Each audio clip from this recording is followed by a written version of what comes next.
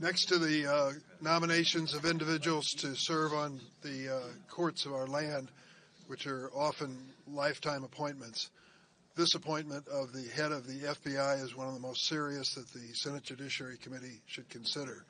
We decided 50 years ago to depoliticize the FBI by giving 10-year tenures to those who headed up the FBI to transcend any single administration or any single president. So that's one of the most important things that distinguishes this nomination from others. Secondly, we have an individual in Kash Patel who has published a book which in detail describes his view of politics in America.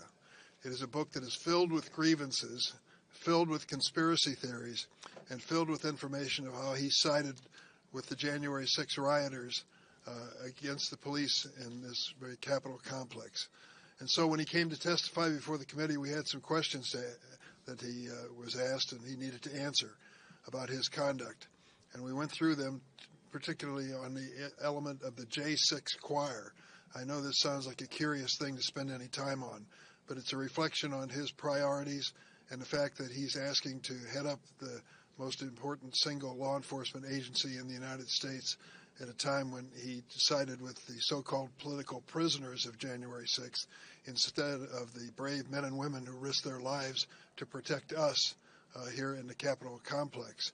He created this musical undertaking and was proudly proclaiming it to Steve Bannon, how the hard work he went to master and digitize it and create a musical work that can be played at the Trump rallies.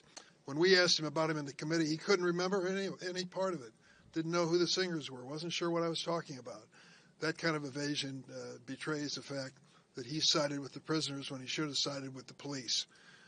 And that, I think, is something that's going to haunt him as he pursues this position with the FBI. I then asked him about a fellow named Stu Peters.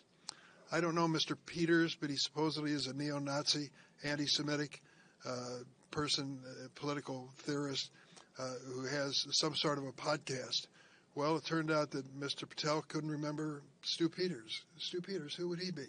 Well, he appeared on his podcast 8 different occasions. 8 different occasions, couldn't remember him when I asked about him.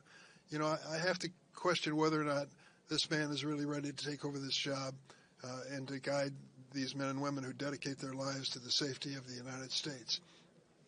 Something has happened since his testimony, of course, and that is the beginning of the Trump administration and their approach to the Department of Justice. Whether it's the Department of Justice or the FBI, they are now in the process of trying to rewrite history. They want January 6th to turn out to be a much different event, a whitewashed event in history, as opposed to the terrible embarrassment and disgrace that it was that day. And so they're going through the personnel of those 2 departments, Department of Justice and the FBI, and asking which individuals were involved in the January 6th case, as well as other prosecutions that might have involved the president. Sadly, we think this is a portent of what's to come, where these people will be punished or even dismissed because of their involvement.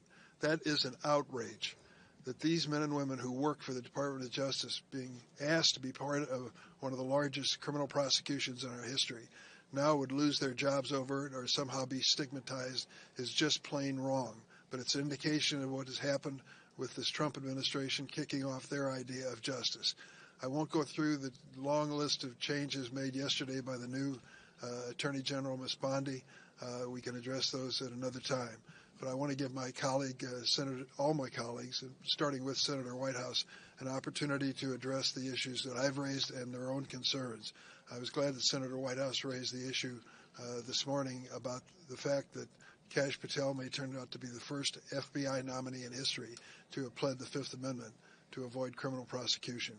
But in more detail, let me recognize Sheldon.